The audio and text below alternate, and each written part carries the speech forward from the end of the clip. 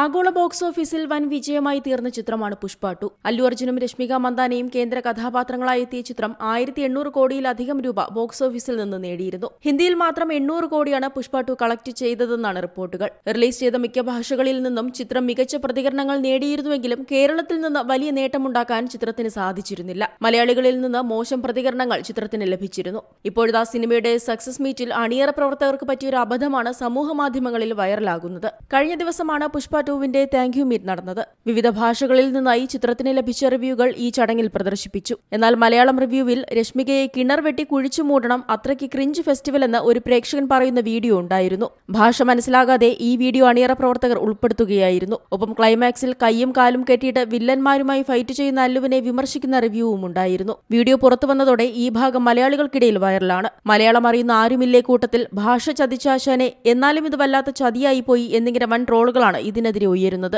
2024 December 5-ന് തിയേറ്ററുകളിലെത്തിയ ചിത്രം നിലവിൽ OTTയിൽ streaming തുടരുകയാണ്. Entertainment desk, C Malayalam news. പുതിയ വാർത്തകളും വിശേഷങ്ങളും ഇനി വിരൽ തുമ്പിൽ. എല്ലാ ഡിജിറ്റൽ പ്ലാറ്റ്ഫോമുകളിലും ഇപ്പോൾ സി മലയാളം ന്യൂസ് ലഭ്യം.